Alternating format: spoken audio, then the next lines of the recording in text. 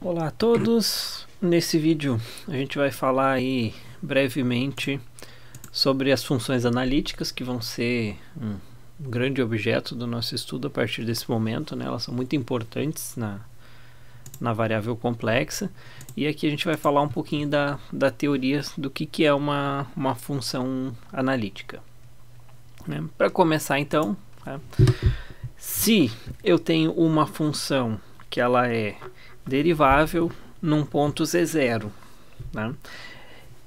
E também é derivável em toda uma vizinhança de um ponto z0, ou seja, pertinho do z0 a função ela é derivável em todo o lugar, né, aqui bem pertinho do z0, né? A gente diz que essa função f é analítica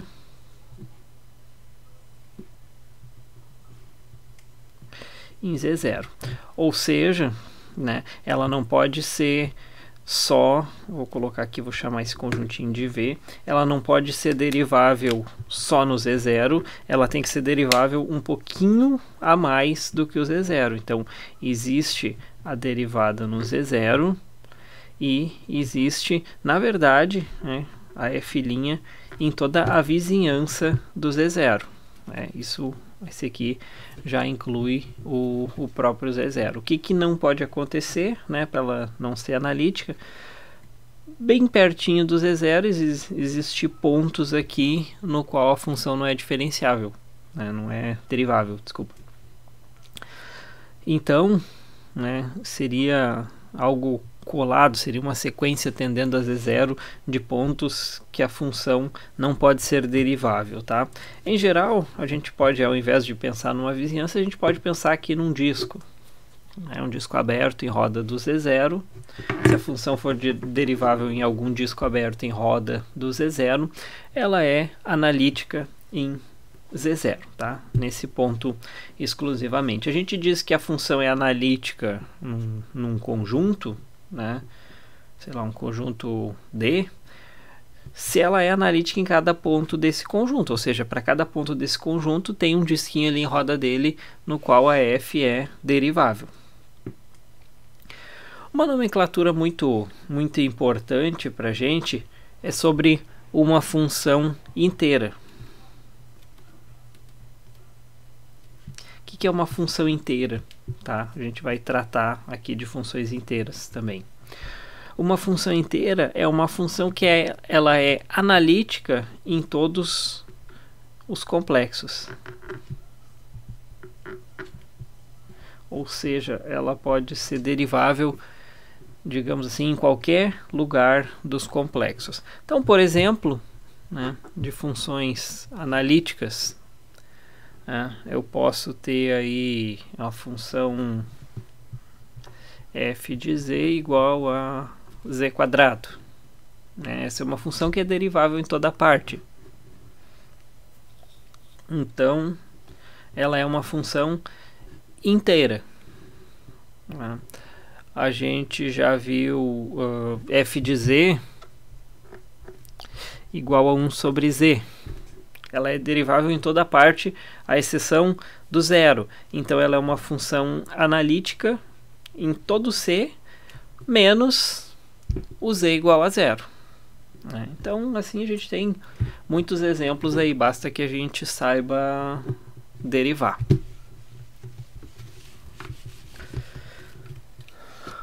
As funções analíticas, elas têm várias propriedades, algumas delas são bem estranhas, mas nos dão resultados importantes, tá?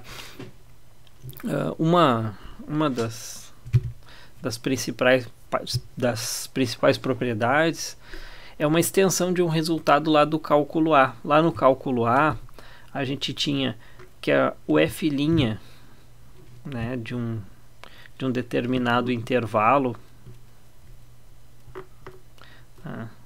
se a f era nula se a derivada da f era nula nesse intervalo, isso significava que a f no intervalo inteiro era uma função constante, né? E era fácil de mostrar lá pelos pelos limites, né? Aqui não é tão fácil de obter um resultado assim, por quê? Porque a gente não tem só intervalos, né? Lá no R a gente tem um intervalo, aqui nós temos conjunto multidimensional, dois dimensionais no caso, né? Seria a representação de seno plano, né? Então a extensão ela não é tão simples quanto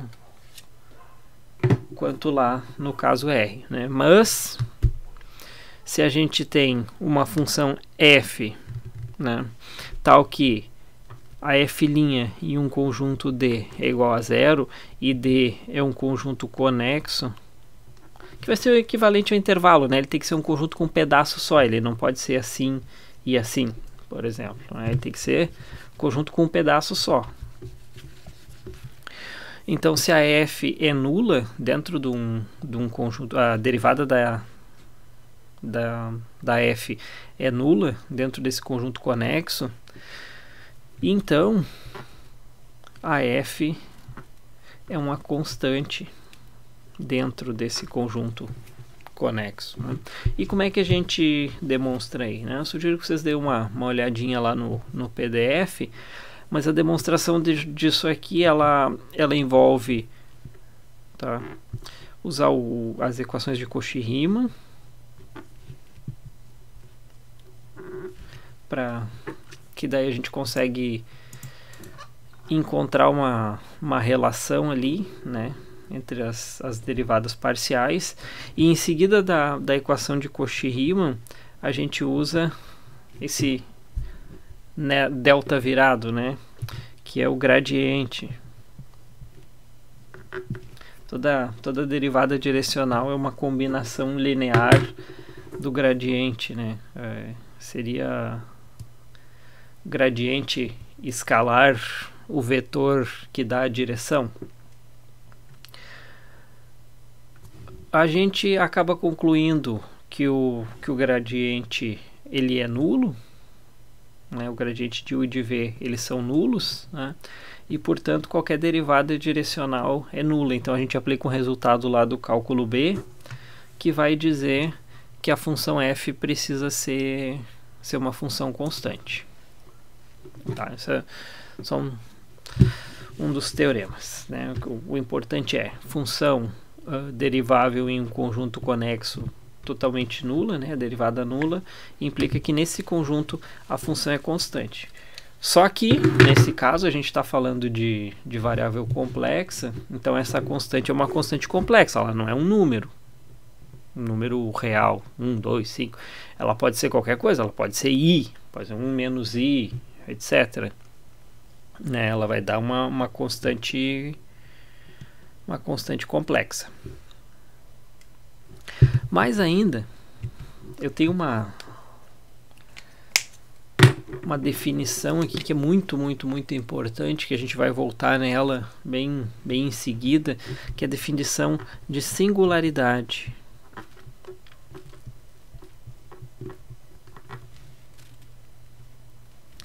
O que é uma singularidade? Tá? Uma coisa singular é uma coisa diferente, digamos assim. Ela é diferente do que a cerca. Para nós, uma singularidade vai ser um ponto no qual a função tem um comportamento diferente. Tá? E que tipo de comportamento diferente vai ser esse comportamento? Se eu olhar dentro de um conjunto aberto aqui, uma vizinhança V de um ponto Z0, a função vai se comportar bem em toda a volta do Z0, mas vai se comportar mal no Z0. O que para nós, nesse contexto, é se comportar bem e se comportar mal? É ser analítica e não ser analítica, né? Então, o Z0 é uma singularidade de uma função f se existe uma vizinhança V, no qual f é analítica em V,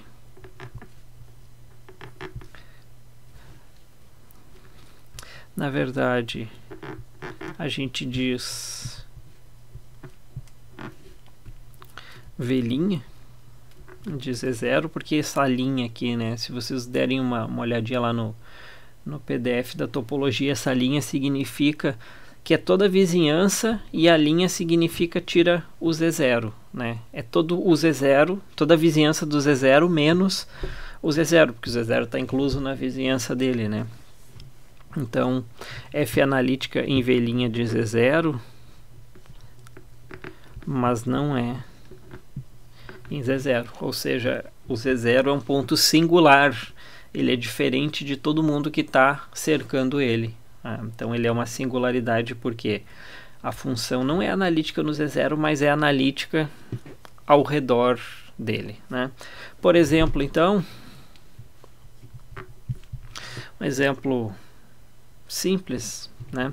Se eu pegar 1 sobre Z, a gente já observou ali, né? É fácil ver que a função 1 sobre Z ela tem derivada em todo ponto à exceção do zero, né? Então, o zero é um ponto singular aqui, porque a função é analítica em qualquer ponto, né? Ela é derivável em tudo, menos no zero, né?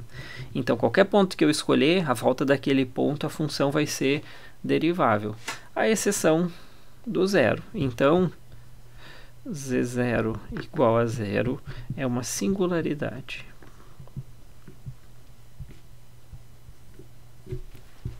Se eu pegar uma outra função aqui, por exemplo, né, 1 sobre z ao quadrado mais 1, quais são as singularidades aqui? Tá? São os caras que dá errado aqui embaixo, né? Que dê zero aqui embaixo. Quais são os dois caras que dão zero aqui embaixo? O mais e o menos i. Então, o Z0 é igual a i, ou, vou colocar aí, né? E Z0 é igual a menos i, são singularidades. Por quê? Se eu pegar lá no gráfico, né? Aqui eu tenho o i e aqui eu tenho o menos i. 1 sobre z ao quadrado mais 1, ela funciona e é derivável aqui em toda a volta do i. Né? Uma volta pequenininha. Né? Se eu pegar uma volta grande, eu vou incluir o menos i, vai dar erro. Né? Tem que ser uma volta pequenininha. E aqui também, em volta do menos i. Mas ela não funciona, né? Ela não é nem definida em mais ou menos i. Então, esses dois caras são singularidades. Nem toda função tem singularidade. E nem todo lugar onde a função não é derivável é uma singularidade, né? Por exemplo, se eu pegar f de z igual a z barra, né? A gente já viu que essa função aqui, ela não é derivável em lugar nenhum, né? Então, se eu pegar aqui um ponto z0, bom, a função não é derivável em Z0. Qualquer ponto ela não é derivável, né? Mas para ele ser uma singularidade, ele tem que ser diferente dos caras que estão à volta dele. O que isso significa? Significa que para um disquinho, uma vizinhança aqui, né, em roda do Z0, eu teria que ter a função diferenciável, a função derivável. Ela teria que ser derivável em toda a volta aqui. E isso não é verdade, porque ela não é derivável em lugar nenhum, né? Então o Z0 ele não é uma singularidade, ele está se comportando igual a todo mundo se comporta ali na volta dele, né? Ninguém ali é analítico. Então essa aqui é uma função que ninguém tem derivada e também não tem singularidades. Mesma coisa, por exemplo, se eu pegar f de z igual a e na z, por exemplo. Isso aqui é uma função inteira, né? Eu consigo derivar em qualquer lugar, então ela é analítica em qualquer lugar. Se ela é analítica em qualquer lugar, eu não tenho nenhum cara diferente ali no meio, então ele também não tem singularidades. Então, reparem, uma singularidade é uma coisa diferente, né? É uma coisa, digamos assim, que acontece errada, ao contrário do que acontece na volta dele. Todo mundo na volta do Z0 se comporta bem, todo ponto ali é analítico, mas o Z0 se comporta mal. A F não é analítica ali, tá? Isso é ser uma singularidade. E aí, a partir disso aí, a gente tem um teoreminha que diz que se uma função f é analítica em um conjunto conexo D, ou seja, se não tem singularidades ali, né? E mais ainda, o módulo da f em qualquer ponto de D aí for um valor constante, né? Vou botar assim, f de z for constante em D, lá no calcular a gente sabe que se o módulo da função é constante, então a função é constante para um intervalo, né? Função contínua, é derivável lá. Aqui a gente precisa do analítica, né, e do conexo, que é o, digamos, entre aspas, o equivalente ao intervalo, né? Não é o equivalente, mas é um bloco, né? Se a função tiver módulo constante em C, então a função ela é uma função constante, mas não é uma função constante igual a C, tá? Vou escrever assim, constante.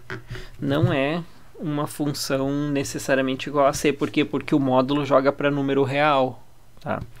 F de Z pode ser uma constante complexa. Ou seja, funções analíticas de módulo constante são constantes. Mas não quer dizer que a módulo da F e a F são iguais, tá? Não precisa ser igual a esse C. Na verdade, até lá no cálculo A isso não valia, né? Por exemplo, a minha função f de x igual a menos 1 é uma função tal que o módulo da f de x é igual a 1, né? Por quê? O módulo de menos 1 é 1. E a f de x e o módulo de f de x são diferentes. Aqui são mais diferentes ainda, né? Porque para cá eu tinha duas opções, podia ser mais ou menos 1 para f, né?